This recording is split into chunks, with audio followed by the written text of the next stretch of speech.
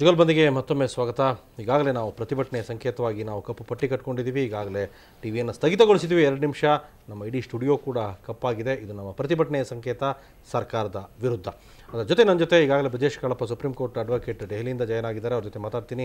ನಿವೃತ್ತ IPS police ಅಧಿಕಾರಿ ನಮ್ಮ ಜೊತೆ ಕಲ್ಯಾಣ್ ಶೆಟ್ಟಿ ಇದ್ದಾರೆ. ಕಲ್ಯಾಣ್ ಶೆಟ್ಟಿ ಅವರೇ, ಈ ಪ್ರಕರಣವನ್ನು ತಾವು ಕೂಡ ಗಮನಿಸಿದ್ರಿ ಬೆಳಗ್ಗೆಯಿಂದ. ಏನು ಹೇಳ್ತಿರ್ತಾವೆ ಒಬ್ಬ ನಿವೃತ್ತ ಪೊಲೀಸ್ ಅಧಿಕಾರಿ? ನನಗೆ ಏನು ಅನಿಸ್ತು ಅಂದರೆ, ಇಷ್ಟೊಂದು ಅಡ್ವೊಕೇಟ್ಸು ಕೊಡುವ ಅವಶ್ಯಕತೆ ಏನಿತ್ತು? ಔಟ್ ಆಫ್ ಕ್ಯೂರಿಯಾಸಿಟಿ ಒಂದು ಮಾತು ಬೇರೆ, ಆದರೆ ಪ್ರೆಸ್ದವ್ರು ಸಹಿತ they were actually struggling to take ಸಿ ಸ್ನ್ಯಾಪ್ಸ್. ಅವನು ನುಗ್ಗಿಸಿ ಇವನು ನುಗ್ಗಿಸಿ, ಇದು ಆದದ್ದಿಷ್ಟು what I have seen in the TV. ಆದರೆ ಹೊಡ್ಕೊಳ್ಳುವಂಥ ಕಾರಣ ಏನು ಬಿತ್ತಲ್ಲೇ? Why they should indulge in hitting the press reporters. ಅವನ ಕ್ಯಾಮ್ರಾ ಹೊಡೆದ್ರು, ತಲೆ ಮೇಲೆ ಹೊಡೆದ್ರು. What I have seen what they necessity. ಆಮೇಲೆ ಇನ್ನು TV ಮೇಲೆ ಬಂದದೆ 2 constables have died and I don't know how far it is true. ಯಾರೋ ಸತ್ತಿಲ್ಲ, ಬಟ್ ಸೀರಿಯಸ್ಲಿ ಇಂಜೂರ್ಡ್ ಆಗಿದ್ದಾರೆ.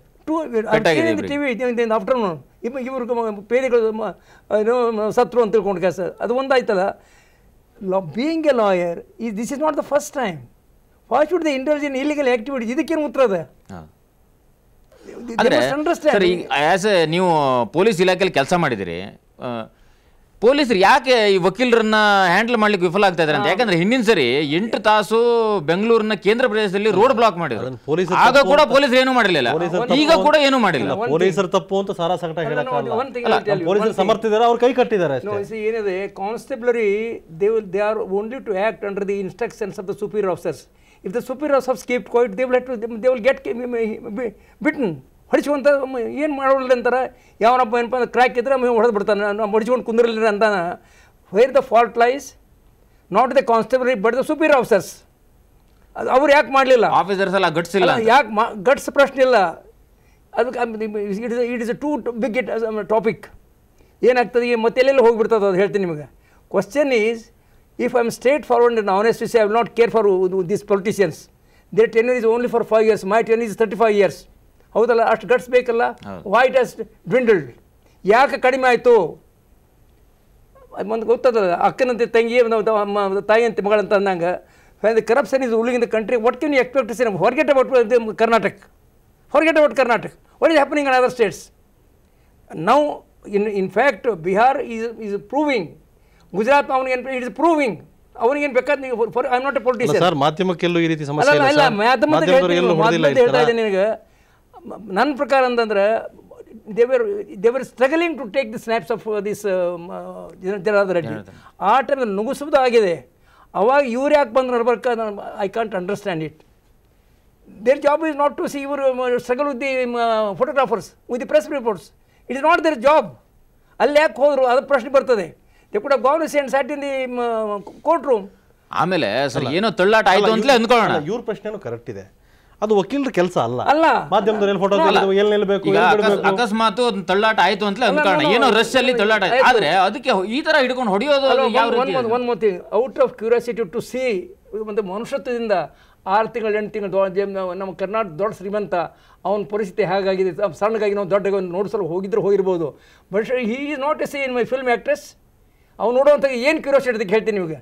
And of course he is only an accused. He is not a confirmed criminal. Allah. His accusation is there. Who is now not accused of? ಅದು ಹೋಗಿ ನೋಡೋಕೆ ಹೋಗ್ತೀರಿ ನೀವು. ಆ ದೃಷ್ಟಿಯಿಂದ ನಿಮ್ಮ ಪ್ರೆಸ್ದವ್ರದ್ದು ಏನಪ್ಪ ಅಂದ್ರೆ they were too anxious to take the snaps. ಇವ್ರು ನುಗ್ಸೋದು ಅಷ್ಟನ್ನು ನೋಡ್ತೀನಿ. ಯಾರನ್ನ TV ಮೇಲೆ ನೋಡೋದಂತಾದ್ರೆ ನಿಮ್ಮ ಪ್ರೆಸ್ ರಿಪೋರ್ಟ್ಸ್ ತಮ್ಮ ಒಳಗೆ ಮುಗಿಸಾಡಿದ್ರು. ಇಷ್ಟ ಖರೆ ಆ ಟೈಮ್ದಲ್ಲಿ ಅಡ್ವೊಕೇಟ್ಸ್ ಹೋಗುವಂಥ ಅವಶ್ಯ ಏನಿತ್ತು? ರೈಟ್. ನಮ್ಮ ಜೊತೆ ಬ್ರಜೇಶ್ ಕಾಳಪ್ಪ ದೆಹಲಿಯಿಂದ ಇದ್ದಾರೆ. ಬ್ರಜೇಶ್, ಬೆಳಗ್ಗೆಯಿಂದ ಆದ ಬೆಳವಣಿಗೆಯನ್ನು ಗಮನಿಸಿದ್ರಿ, ಜೊತೆಗೆ ಸರ್ಕಾರದ ನಿರ್ಧಾರನೂ ಕೂಡ ನಿಮಗೆ ಗೊತ್ತಾಗಿದೆ. ಬ್ರಜೇಶ್, ಏನು ಹೇಳ್ತೀರಿ? ಫಸ್ಟ್ ಆಫ್ ಆಲ್, ಈ ಘಟನೆ ಏನು ನಡೆದಿದೆ ಇದನ್ನ ಕೇಳಿ ನನಗೆ ಬಹಳ ಸಂಕಟ ಆಗಿದೆ, ಬಹಳ ಬೇಜಾರಾಗಿದೆ. ತುಂಬಾ some feelings which are inexplicable. That such very strong emotions have been evoked in me, that people who belong to my profession, people who belong to the legal profession, who are meant to uphold the law, who are meant to act and to help litigants and to help people gain justice, they have taken the law in their own hands. And to see visuals of ಈ ವಕೀಲರು ಅಥವಾ ಬಟ್ಟೆ ಹಾಕೊಂಡಿರೋರು ಹೋಗ್ಬಿಟ್ಟು ಯಾರನ್ನಾರು ಹೊಡೆಯೋದು ನೋಡಿದ್ರೆ ನಿಜವಾಗ್ಲೂ ನನಗೆ it's an emotional upheaval that I am facing. ಅಷ್ಟು ಬೇಜಾರಾಗ್ತಿದೆ. This is something which is unthinkable, unpardonable. It's terrible. ಏನು ಮಾಡಬೇಕು ಈ ರೀತಿ ಲಾ ಆ್ಯಂಡ್ ಆರ್ಡರ್ನ ಕೈಗೆ ತಗೊಂಡವರಿಗೆ ತಮ್ಮ ಪ್ರಕಾರ ಏನು ಮಾಡಬೇಕು? ಏನು ಹೇಳುತ್ತೆ ಲಾ? ಏನು ಹೇಳುತ್ತೆ? ನೀವೊಬ್ಬ ಸುಪ್ರೀಂ ಕೋರ್ಟ್ ಅಡ್ವೊಕೇಟ್ ಕೂಡ, ನ್ಯಾಯವಾದಿಗಳು ಭಾಗವಹಿಸ್ತಾರೆ.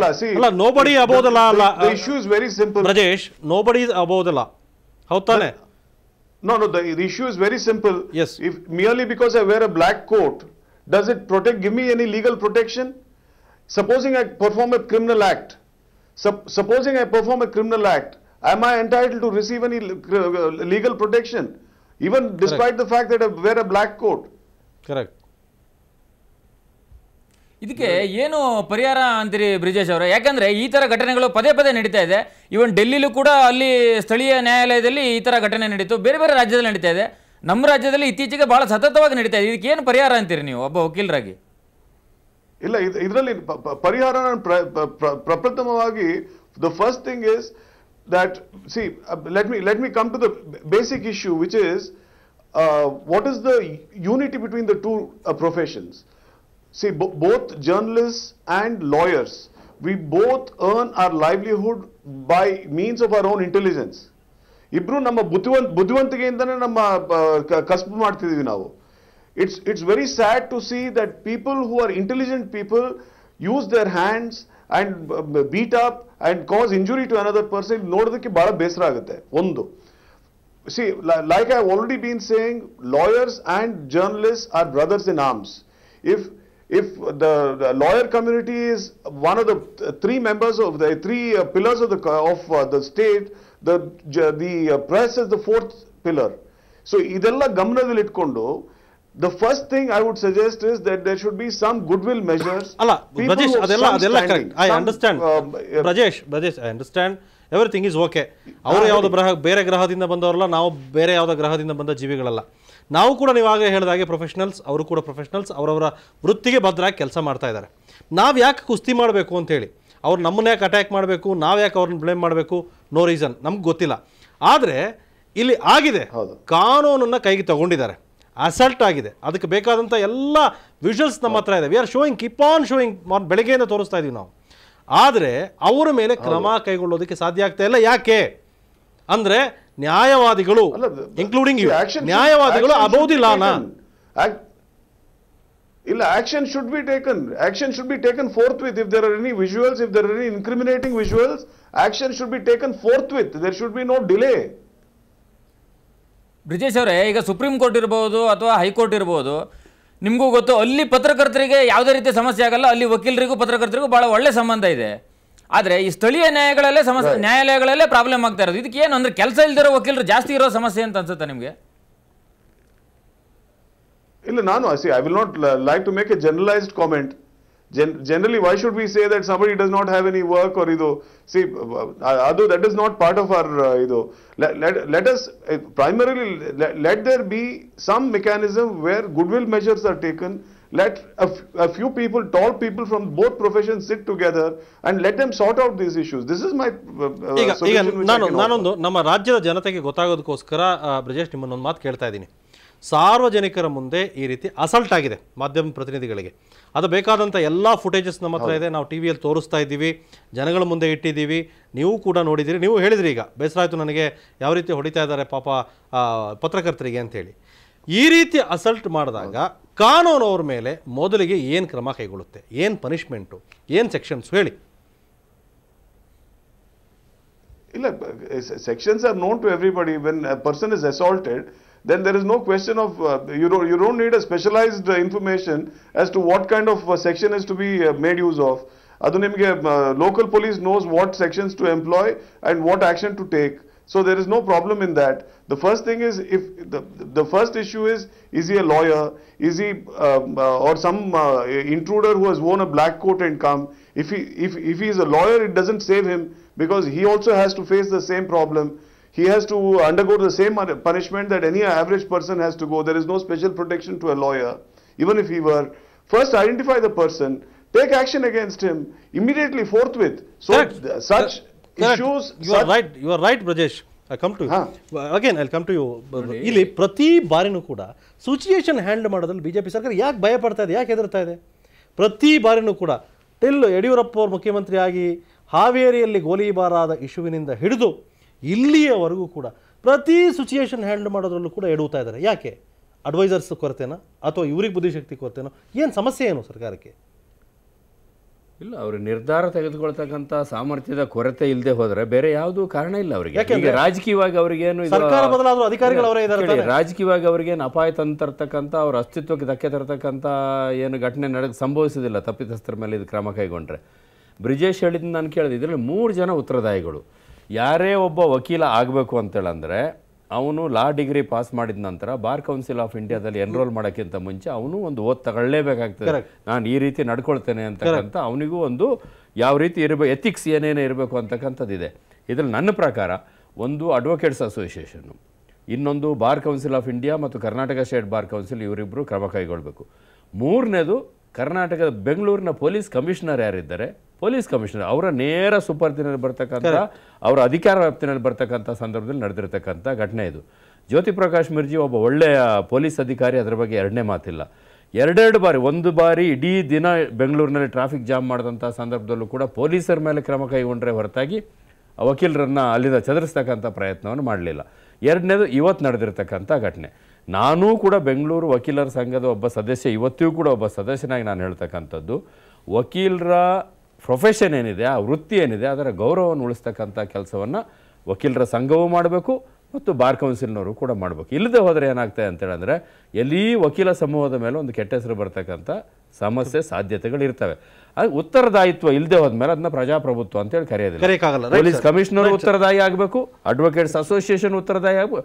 ಆಮೇಲೆ ಇಲ್ಲಿ ಯಾರು FIR ದಾಖಲೆ ಮಾಡೋದಕ್ಕೆ ಯಾರನ್ನೂ ಕೇಳಬೇಕಾಗಿಲ್ಲ.